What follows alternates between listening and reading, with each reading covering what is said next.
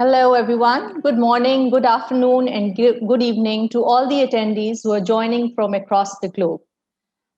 We have this session, which is the Pakistan Dengue Experience, a decade of learning, as a part of cross-sector synergies for commemorating 2021 ASEAN Dengue Day and Advocacy for the World Dengue Day.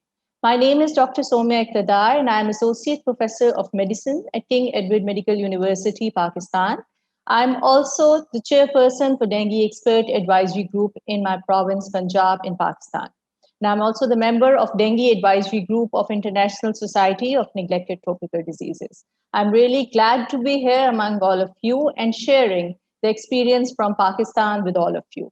In today's session, we have esteemed 4 speakers.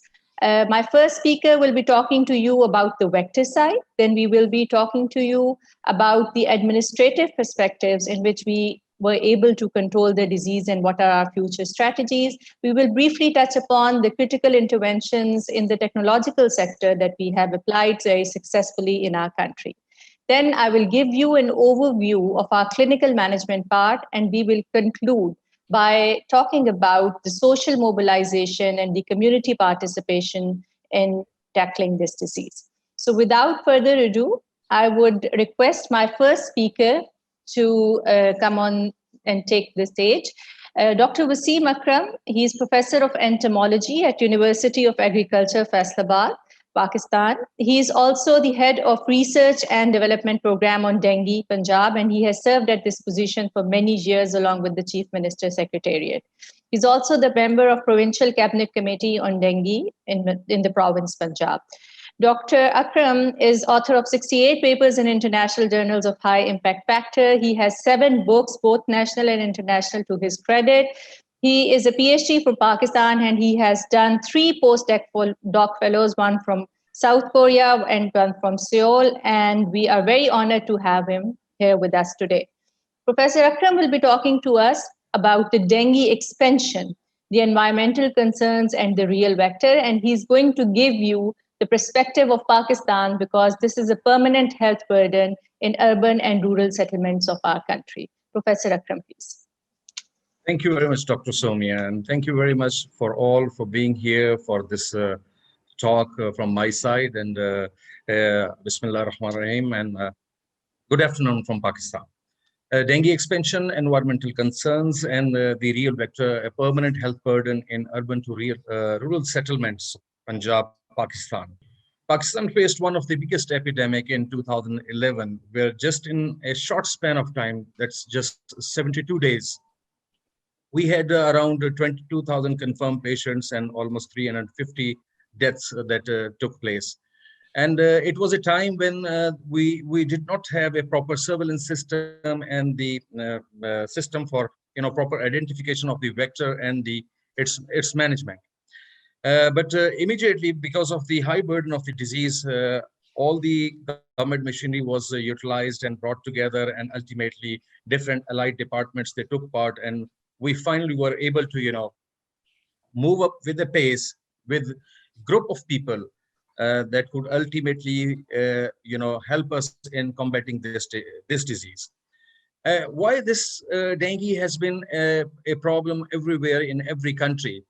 To me, I have seen that almost there are 10 important components that play a vital role in the spread of this disease, out of which the first and the foremost important thing is increased urbanization, and that definitely we all understand is because of the increase in population size.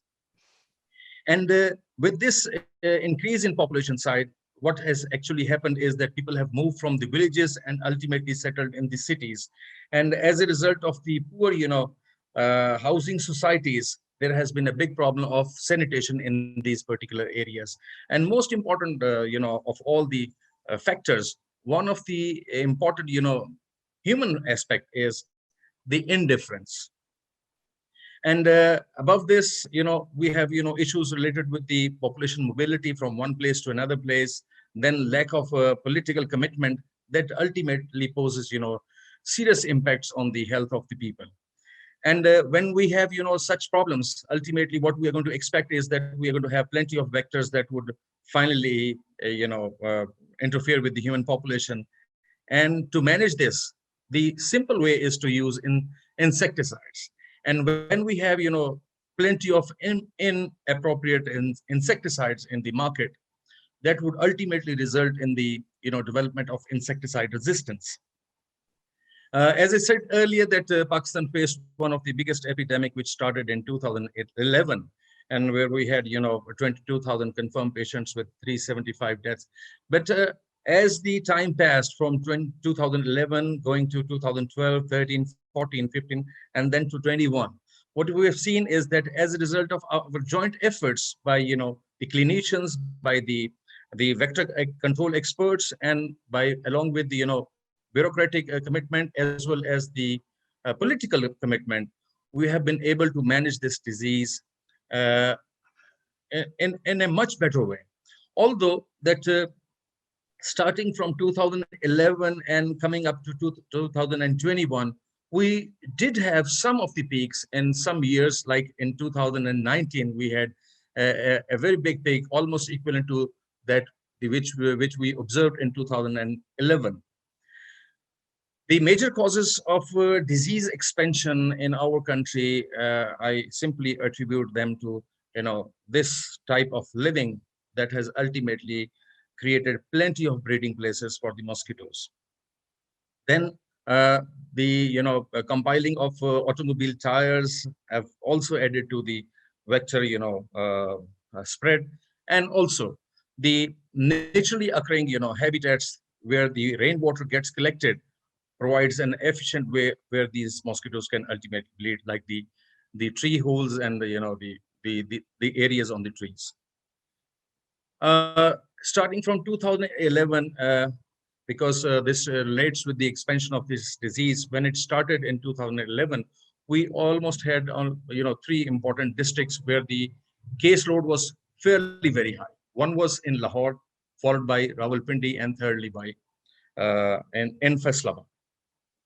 Then as the years passed, what we have seen is that this disease has continuously spread from 2012, 13, 14, and ultimately in 2019, particularly if we talk about Punjab with 36 districts.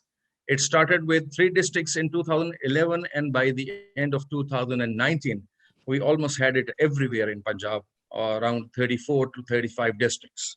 So this was the way how it was expanding, and one of the biggest, factor that was playing vital role in the spread of this disease, besides, mobility of the people, was the presence of small catchment areas where the mosquito population was ultimately collected. When we moved into the field and got different samples, we were able to collect these mosquitoes from different ponds, and different, artificial containers.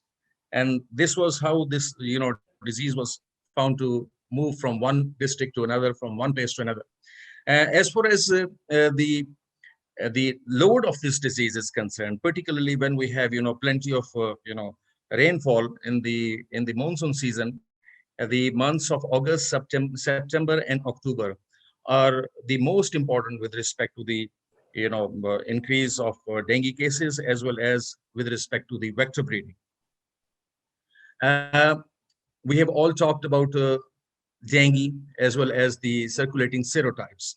Initially, when we had very little knowledge about this disease in 2011, we were able to identify 2 serotypes commonly circulating, out of which Den2 was the most important that was circulating quite at a very high number. But over the period of time, we have seen that today we almost have all the 4 serotypes that are circulating in the system. And we do understand that Pakistan and the neighboring countries where this disease is a big problem, ultimately we cannot limit the transfer of the disease as well as the mosquitoes from one place to another place. The only thing and the important thing would be to come up with the ideas that we are talking today, that is the celebration of such days. Vaccines, of course, are the solution, but as far as the vector management is concerned, that remains the most powerful tool for all of us. Our dengue control program is basically dependent on some of these components. out of which vector identification, habitat understanding, microplans, calculation of human resource, trainings of the people, and checking of the hotspots along with possible preventive measures. There were times that when we had mosquito, just for 4 to 5 or 6 months in a year, but now as things have changed, the mosquito, they are there for almost a year, almost 11 months in a year. These two mosquitoes, the Aedes aegypti and Albopictus, both have been collected from from almost every district, wherever we have seen the cases or caseloads. And the important thing about these two mosquitoes is that particularly in Punjab, when we talk about Punjab, we have two active seasons. The first season that begins with the almost in the end of February and continues till the mid of May.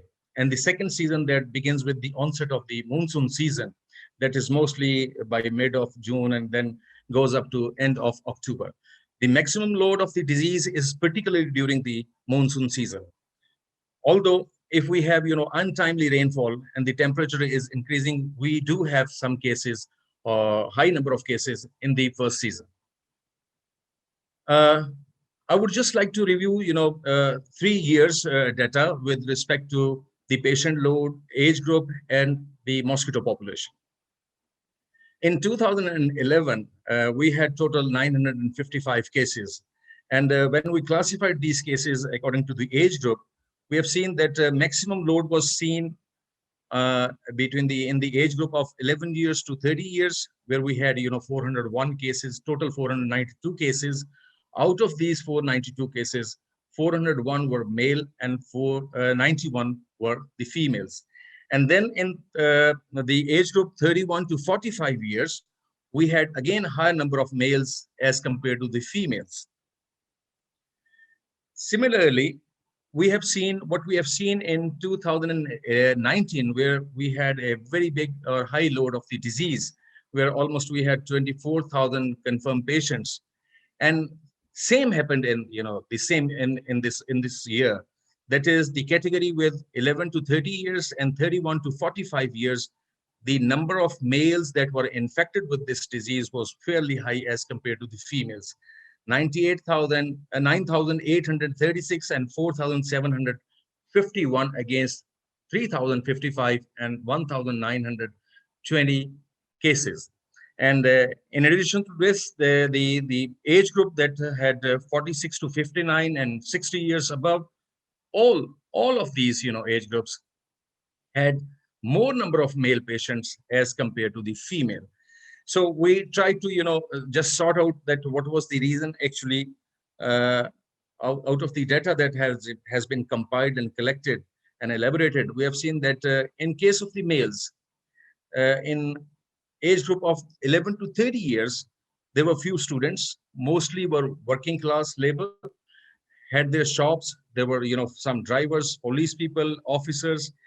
Whereas in case of the females, 97 out of them were housewives and few were the students. Next most important group was between 31 and 45 years. Males almost belong to the working class, females mostly the housewives, and the age group was 46 to 59 years. Again, it was the working class males and the females were housewives.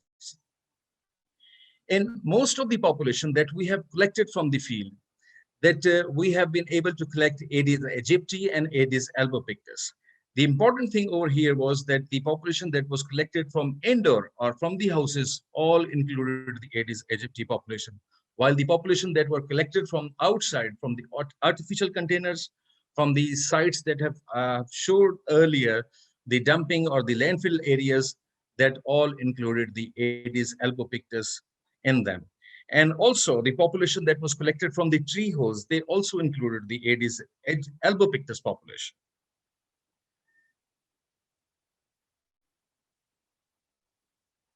Okay, in 2020, although this was a year when we had a high number of COVID cases and the performance of our teams was not to that level which we had been doing in the earlier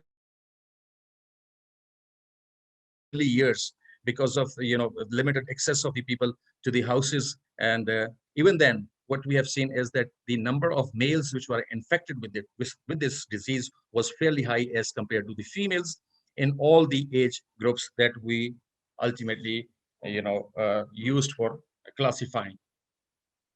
So our final findings strongly support that as the males are more exposed and share the same habitats that are occupied by Aedes albopictus, therefore we have more males that are infected as compared to the females. Aedes albopictus is more likely a primary vector to me under our conditions, as we have more male cases as compared to the females. Now, our next most important component of the dengue control program is indoor and outdoor surveillance. And by indoor and outdoor surveillance, we mean that we have specified teams that ultimately visit each and every house, and finally they go out and they have a questionnaire with them where they can collect different data and finally compile and ultimately pool it in our system.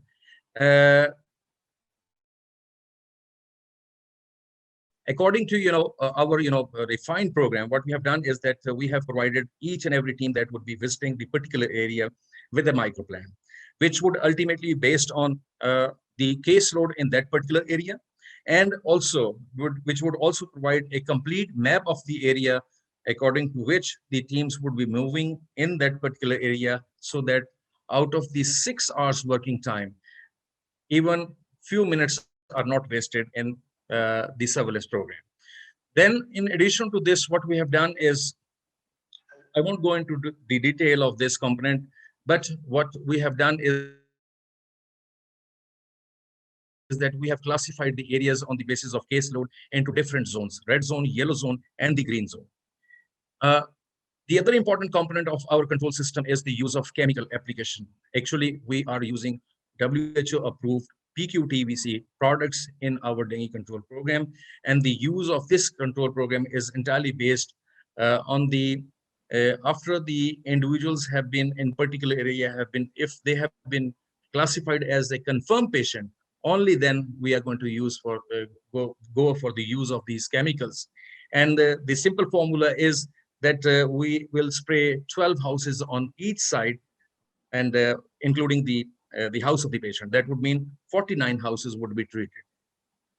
Sorry to interrupt, Professor Waseem, but we are short of time. You have only 2 minutes left. All right. Okay.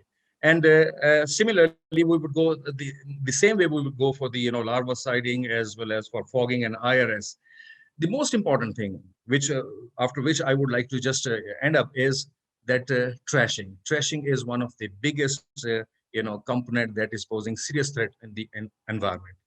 If we are to manage the vectors and we are to minimize the disease burden, the most important thing would be to minimize the behavior of the human beings. And so that's all from my side, and thank you very much.